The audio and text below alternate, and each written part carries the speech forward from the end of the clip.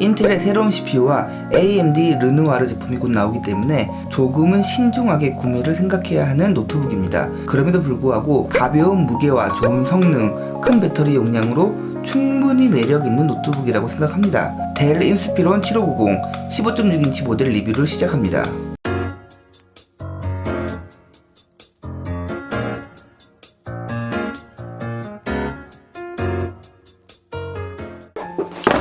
반가워요, 다승이 아빠예요. 저는 i7 9750H 모델로 150만원 정도에 구매했습니다. i5 모델도 있지만 개인적으로 고성능 노트북은 사용 목적이 확실하기 때문에 i7으로 선택하고 다른 옵션을 줄이는 것이 더 나은 선택이라 생각합니다. 그리고 배터리 97W시와 56W시가 있는데 무게가 둘 다 1.59kg으로 되어 있습니다. 당연히 잘못 표기된 거죠. 제가 직접 실제 무게를 재보겠습니다. 저전력 기반의 5590 시리즈는 윈도우 미포함, 포함 제품을 선택할 수 있는데 7590 시리즈는 윈도우 10 프로 포함만 구매할 수 있어서 아쉬움이 있습니다. 물론 초보자들은 편하고 좋을 수 있어요.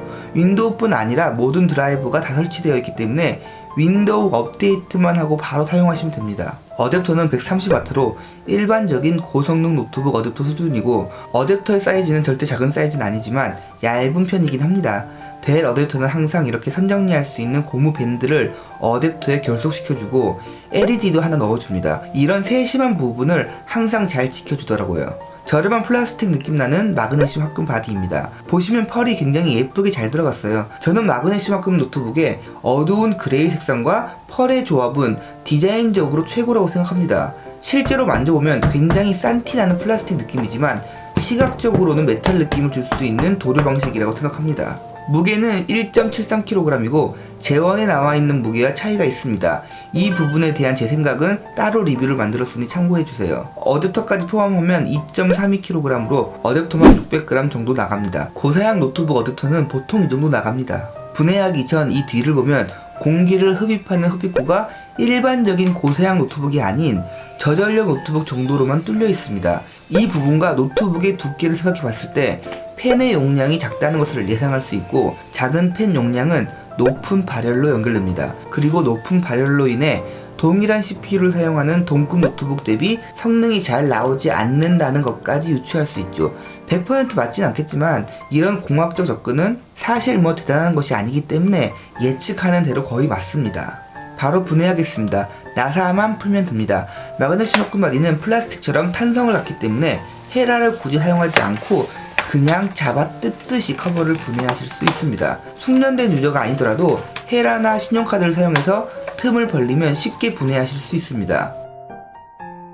보이는 것 하나하나 살펴보겠습니다. 지금 보이는 이 펜과 히트 파이프를 볼 수 있는 구조의 노트북이 있습니다. 저전력 CPU 기반의 GTX 1650이 들어간 노트북들이죠.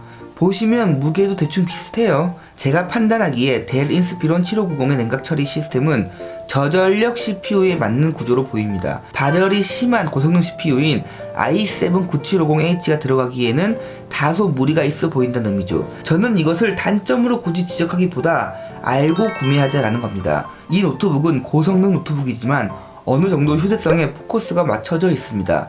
유튜브 올릴 정도의 영상 편집 정도는 충분하지만 사양이 높은 게임을 지속적으로 할 때는 쿨링 패드를 사용하는 것이 좋습니다. 경량화된 노트북이지만 건강한 경량화는 아니고 원가 절감형의 경량화이다 가 이 노트북의 냉각 시스템을 본 제 의견입니다.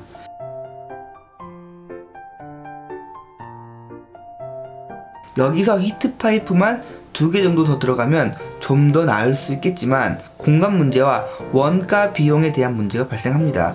하지만 제 생각에 그 두 가지 이유보다 윗등급인 델 XPS 시리즈와의 등급 나누기로 생각됩니다. 램 슬롯이 2개 있고 저는 8GB 2개, 16GB로 맞췄습니다.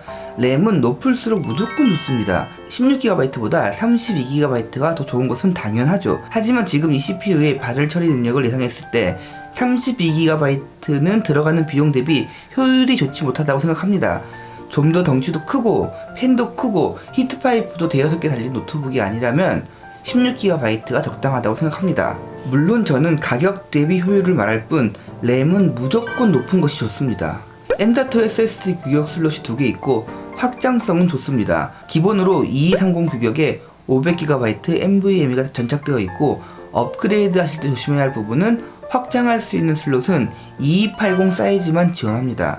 메인 슬롯은 2230, 2242, 2280 모든 사이즈 다 호환 가능합니다. 이 노트북의 핵심 97Wc 대용량 배터리입니다.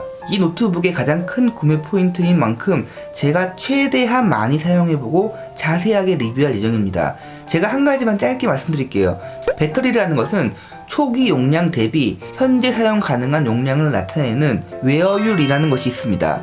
고성능 노트북의 배터리 웨어율은 저전력 노트북 배터리 웨어율과 차원이 다릅니다. 고성능 CPU가 배터리를 많이 사용하는 만큼 웨어율도 빨리 떨어지며 결국 배터리의 수명이 저전력 노트북 대비 훨씬 더 짧습니다. 리뷰가 길어지니 오늘은 이까지만 설명드리겠습니다. 이렇게 정면 바닥을 향하는 스피커는 오래간만에 보는 것 같아요. 음질만 좋다면 장점이 될 수 있겠지만 2W급의 가장 일반적인 노트북 스피커로 보입니다. 요즘 노트북에 많이 들어가는 마그네틱은 보이지 않네요. 상판을 잡아주는 힘이 없다는 뜻이죠. 제가 항상 강조하는 포트 내구성을 보겠습니다. 제가 항상 언급해왔기 때문에 필요성에 대해서는 더 이상 말씀드리지 않겠습니다. 가장 많이 사용하는 전원과 썬더볼트 단자를 강철이 잘 감싸고 있습니다. 썬더볼트에 물려있는 강철이 조금 얇아 보이긴 하지만 그래도 이 정도면 정말 훌륭하죠. USB와 HDMI 단자는 좀 허술해 보이지만 전원과 썬더볼트의 보강만으로 충분히 높은 점수를 줄 수 있습니다. 조립은 분해의 역순입니다.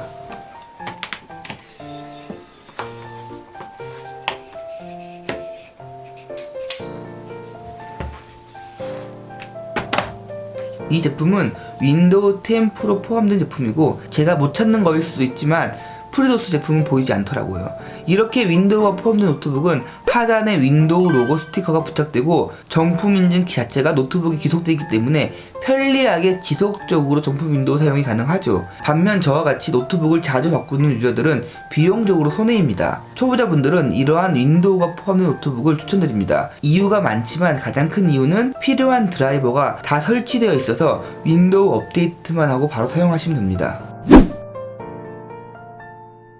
자세한 리뷰 전 간단하게 파악된 내용을 브리핑하자면 1.59kg이 아닌 1.7kg이라 해도 성능을 생각하면 휴대성은 좋다고 보는 것이 맞습니다. 저는 개인적으로 딱딱한 알루미늄보다 탄성이 있는 마그네슘 합금과 플라스틱이 사용성이 더 좋다고 생각하고 데일리로 편하게 들고 다니기 아주 좋다고 판단됩니다. 실제로 그렇게 사용해보고 리뷰할 예정입니다. 디스플레이 밝기 좋고 색지연율도 72%로 좋다고 생각됩니다. 30-40만원대 저가형 노트북에서 느낄 수 있는 키보드의 키감으로 타이핑에 좋지 못합니다. 레이아웃 자체는 무난합니다. 전원 버튼이 키보드 상단에 있는데 튀어나와 있어서 이 부분은 사용해봐야 알겠네요.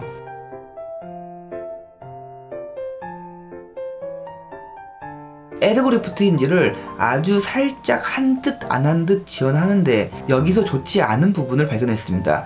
에르고리프트 힌지가 뒤로 나가는 발열구를 전부 막고 키보드와 디스플레이 사이의 공간에서 배기가 됩니다. 요즘 노트북들은 대부분 디스플레이 뒤로 뜨거운 열기가 나가죠.